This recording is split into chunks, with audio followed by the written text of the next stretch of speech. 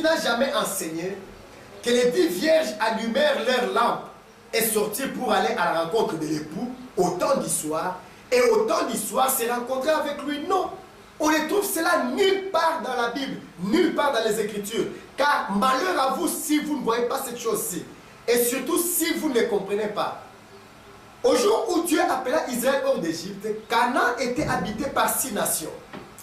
Les Cananéens, les Étiens, les Amoréens, les Pérésiens, les Éviens et les Jébusiens. Israël était donc la 7e nation à prendre possession du pays. Le ministère de Moïse en Égypte est une figure du message que Dieu adresse à la 7e génération de l'Église, qui reçut la promesse de l'héritage de Canaan. Lorsque Dieu décréta la fin de la captivité et qui retentit l'appel à sortir de la terre d'Égypte. Je répète, le ministère de Moïse en Égypte est une figure du message que Dieu adresse à la 7e génération de ceux qui devaient hériter Canaan, de ces peuples qui avaient reçu la promesse d'héritage de Canaan. Et ce ministère et ce message se fit entendre lorsque Dieu décréta la fin de la captivité et retentit dans la terre d'Égypte l'appel à sortir. Au désert, les peuples manquaient le discernement. Et la Bible nous enseigne que la majorité fut prostrée, tomba dans le désert et n'entra nullement dans la terre promise. À la fin, Dieu suscita Josué. Dieu suscita Josué non pas pour remplacer Moïse. Non. Josué n'est pas venu pour remplacer Moïse. Bien que la Bible dit que Josué est serviteur de Moïse, mais la compréhension, le discernement de l'œuvre de Dieu, de l'œuvre que Dieu a accompli ça ces jours-là, nous révèle que Dieu suscita Josué pas pour remplacer Moïse, mais plutôt pour achever l'œuvre que Dieu a commencée par le ministère de Moïse. Heureux ceux qui comprennent ces choses-là. C'est la même chose qui arrive à la fin des âges de l'Église, au 7e âge. Donc, Dieu envoie à son peuple un message pour faire sortir son peuple de l'Église organisée. C'était au temps du soir. C'est-à-dire, pour ceux qui ont de l'entendement, au temps du soir, il y eut un appel. L'appel consistait à faire sortir les vierges ou l'épouses de l'Église organisée. Mais tout comme le Seigneur nous illustre cela dans la parabole, par l'engourdissement et l'assoupissement qui s'empara des vierges à la tombée de la nuit, aussi manqua-t-il aussi le discernement à cette génération d'adorateurs qui compose le 7e âge, figuré par l'Église de la Odyssée.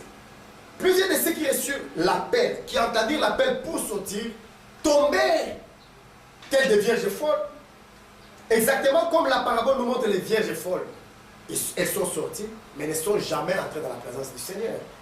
Ceux-là qui reçurent aussi l'appel pour sortir tombèrent et ne purent obéir à l'appel pour entrer dans la salle des noces. Cependant, au milieu de la nuit, peu avant l'enlèvement, retentit pour nous l'appel qui doit nous conduire dans la présence de l'époux. Et c'est ici où nous exerçons notre ministère pour appeler, éveiller l'intelligence des sages. Le faire comprendre qu'en ce moment, retentit au milieu de la nuit. Il est clairement dit au milieu de la parabole qu'au milieu de la nuit, peu avant l'enlèvement, peu avant la venue de l'épouse, retentit une voix, un appel. Et c'est cet appel-là, l'écrit au milieu de la nuit, qui amena l'épouse dans la présence de l'époux. Pour ceux-là qui ont reçu l'entendement sur ces choses, il s'agit d'un ministère authentique par le Saint-Esprit qui achèvera l'œuvre de Dieu par l'Église. Aussi, le bien-aimé frère Branham, qui a longuement prêché sur ces choses, a dans sa prédication sur le 7 âge de l'Église laissé clairement une brèche entre le 7e âge ou génération et la pierre de fête. C'est-à-dire, dans sa prédication, il représente les générations de l'Église sous la forme d'une pyramide. Mais entre le 7e âge, l'Odyssée, et la pierre de fête qui représente l'époux au Christ, il ne colle pas, il ne relie pas la pierre de fête au 7e âge. Il laisse une brèche dans laquelle nous pouvons lire clairement ceci, le Saint-Esprit. C'est de nous donc qu'il a parlé, annonçant d'avance l'œuvre que Dieu allait accomplir par un autre ministère.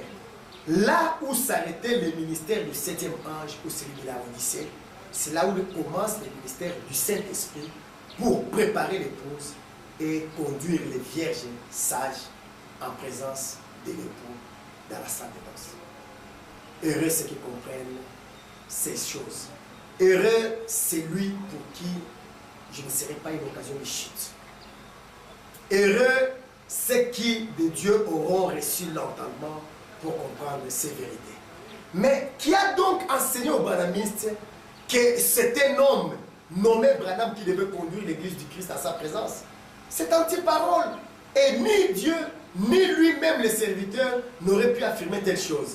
Si au temps du soir, comme nous l'explique la parabole des 10 vierges, celles-ci sortirent pour aller à la rencontre de l'époux, je les répéterai encore et toujours, et malheur à moi si je le fais.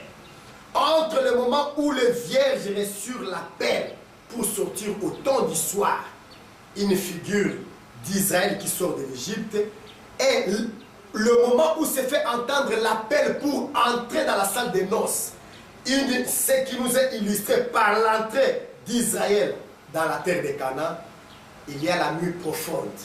Et la nuit profonde nous est illustrée par la traversée du désert. Mais je vais vous rappeler que lorsque Abraham reçut la révélation, il n'a pas vu le désert. Il a seulement vu l'appel à sortir d'Égypte et l'entrée, qui apparemment se confondaient. Mais au jour de l'accomplissement, on pouvait voir clairement qu'entre l'appel à sortir et l'appel à entrer, il y avait une brèche que nous appelons désert.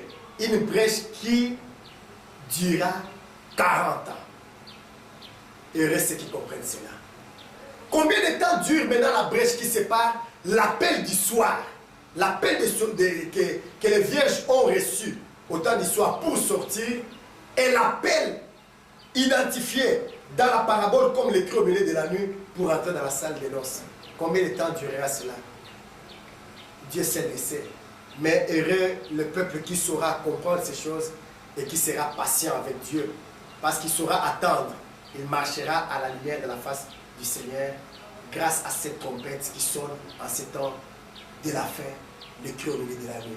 Et parce que si vous voulez le comprendre, ce ministère-là est caractérisé par le cri au milieu de la nuit qui parachève l'œuvre de la restauration, qui débute au jour où l'appel à sortir hors de l'organisation se fit entendre par les ministères manifestés au temps du soir et se consomme par l'entrée de l'épouse dans la salle des noces, par les ministères représentés par l'écrit au milieu de la nuit.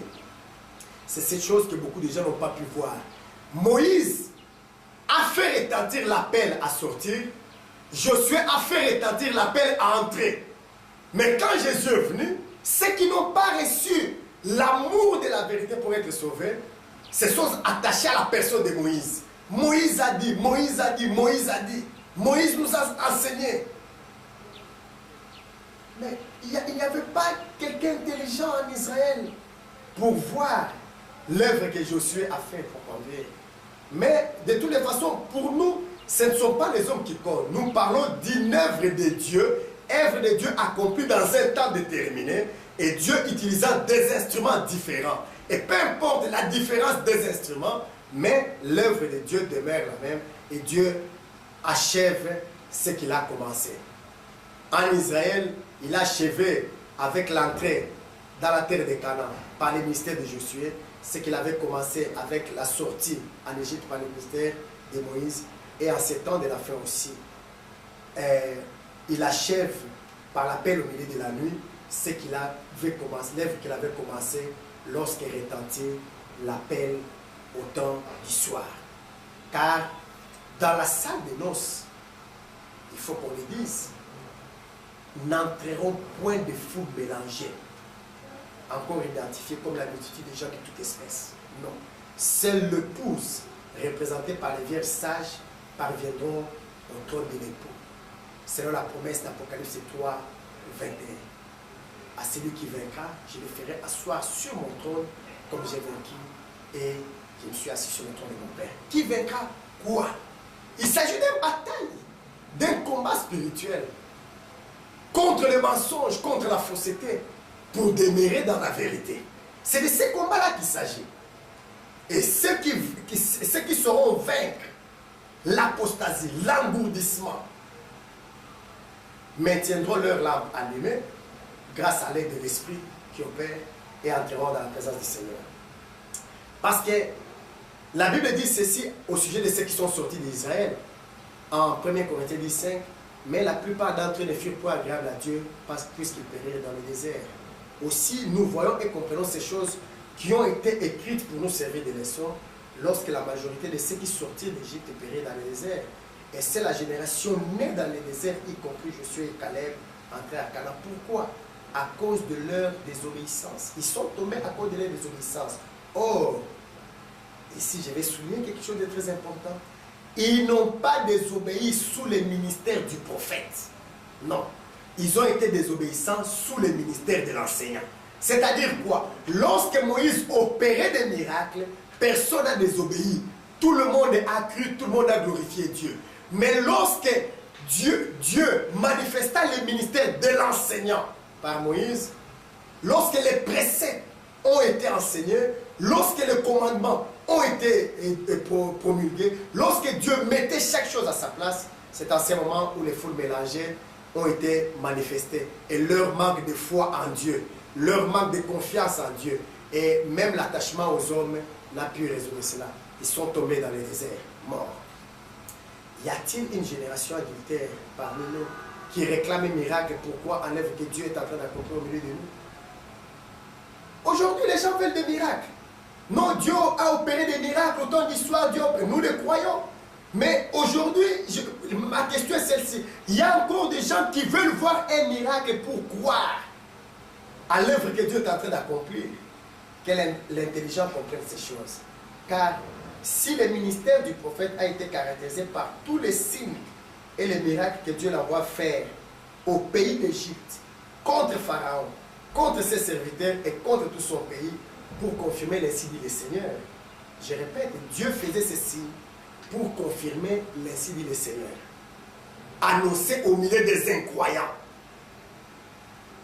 Le ministère d'enseignant, quant à lui, a été caractérisé par les prodiges de terreur que Moïse accomplissait à main forte sous les yeux de tout Israël. Dieu ne faisait plus de signes devant le peuple égyptien, mais devant le peuple d'Israël. Oui, heureux ceux qui comprennent cela. Car dans le désert, Dieu a accompli 3 grands miracles. Vous allez me demander quels sont les signes de terreur que Dieu a fait aux yeux d'Israël. Mais nous avons vu 3 grands miracles dans le désert. Le premier, c'est la manne qui tomba du ciel. Le deuxième, c'est l'eau qui sortit du rocher. Et le troisième, c'est le serpent d'airain que Moïse éleva pour redonner la vie par la foi aux rebelles repentis. Et ce qui était une préfiguration de la parole révélée, la nourriture qui nous alimente et le breuvage qui étanche notre soif jusqu'au jour où nous recevons l'héritage des promesses, ainsi que la foi pour le salut qui donne la vie à tous ceux qui, se repentant de leur mauvaise foi, croient en cette parole révélée et se tournent vers Christ, le Fils de l'homme élevé pour avoir la vie. Le serpent d'airain que Moïse éleva représente Christ. Il ne représente pas vos prophètes, vos évangélistes, vos pasteurs, les fondateurs de vos religions. Non. La manne que Dieu donna dans le désert représente la parole révélée que Dieu a cachée dans une génération seulement pour les siens. Souvenez-vous qu'au jour où la manne tomba dans le désert, Dieu ordonna à Moïse de garder une partie de la manne dans un vase pour les générations futures. Et cette manne ne se trouvait pas sur le parvis. Cette manne ne se trouvait pas dans le lieu saint. Mais cette manne était cachée dans le lieu très saint, dans la présence de Dieu. La nourriture que les chérubins protégeaient, exactement comme ils ont protégé l'arbre de la connaissance du bien et du mal, pour empêcher Adam et Ève, sa femme, pécheurs qu'ils étaient, d'en manger. Or, la Bible nous enseigne qu'aujourd'hui, Christ, par son sacrifice, a ouvert une nouvelle route au travers de son corps. Parce que si Adam ne pouvait plus entrer dans la présence de Dieu, grâce au sacrifice de Christ, le chérubin ouvre s'écarte et nous, ceux qui avons cru en Christ, nous avons la liberté d'être transformés en